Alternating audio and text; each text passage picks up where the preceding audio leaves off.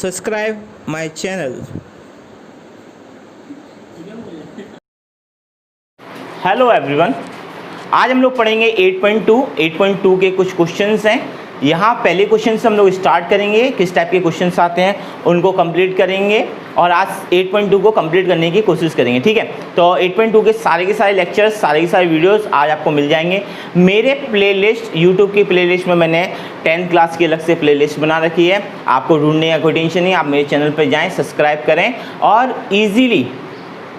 Easily क्या करें, आप वहाँ पर पहुँच सकते हैं। ओके, तो आप इजीली वहाँ पर पहुँच सकते हैं।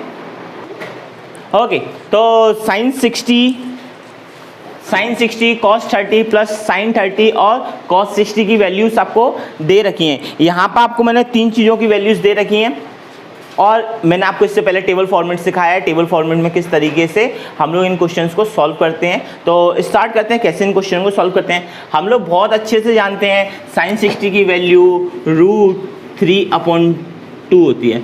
sin 60 की वैल्यू √3/2 होती है और cos 60, sin 60 की वैल्यू √3/2 होती है। cos 60 की वैल्यू भी √3/2 होती है। जब इनके बीच में कोई साइन नहीं लगा तो मैं इनको मल्टीप्लाई कर दूंगा एज इट इज़। प्लस से प्लस sin 30 की वैल्यू 1/2 और cos 30 की वैल्यू 1/2 होगी। sin 30 की वैल्यू 1/2 और cos 30 की वैल्यू भी, cos 60 की वैल्यू भी 1/2 होगी। मैंने सीधे से 8.2 से पहले आपकी एनसीईआरटी की बुक में एक टेबल बनी है, उस टेबल में से इन वैल्यूज़ को मैंने इजीली देखा है और आगे बढ़ा दिया। ओके, अब आगे बढ़ते हैं। √3 का मल्टीप्लाई किया होगा तो 3 हो गया, 2 और 2 का मल्टीप्लाई किया होगा तो 4 हो गया होगा। यहाँ क्या होगा, 2 और 2 का मल्टीप्लाई तो 4 हो गया होगा। क्लियर है?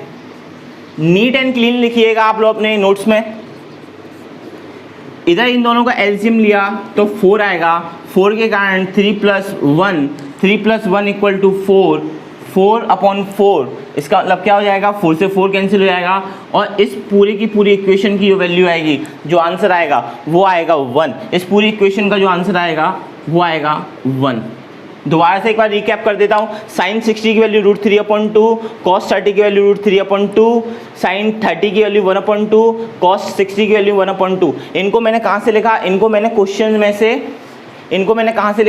क्वेश्चन में से देख के लिखा। यहाँ पर टेबल फॉर्मेट बनी है उसमें से, फिर केवल इनका मल्टीप्लाई कर दिया और मल्टीप्लाई करने के बाद में इनको एलसीएम लेके प्लस कर दिया और प्लस करने के बाद इसका आंसर हो गया 1। ओके, क्लियर है, समझ में आती है? ओके, ठीक है। चलिए एक नया क्वेश्चन और देखते हैं। इसके अंदर सेकेंड क्वेश्चन है, उसके लिए बात करते हैं।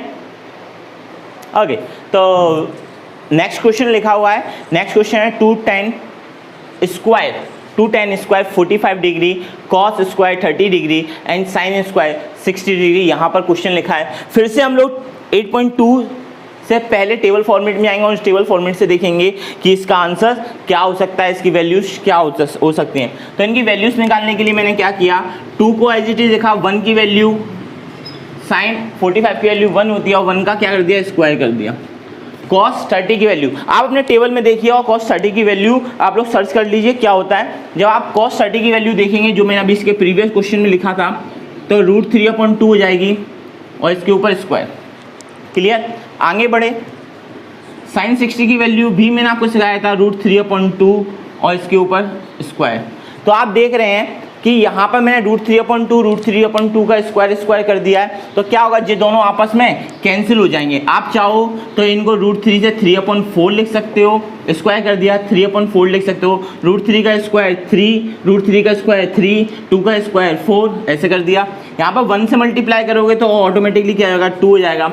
आप जानते हैं 3/4 को हम कैंसिल कर सकते हैं, कैंसिल कर दिया। कैंसिल करने के बाद क्या बचा हमारे पास, 2। तो इसका जो आंसर होगा वो होगा 2। इसका जो आंसर होगा वो होगा क्या, 2। आप इजीली इस चीज़ को समझ सकते थे और मैंने आपको समझाया भी हुआ है कि सर इसका आंसर क्या हो गया, 2 हो गया।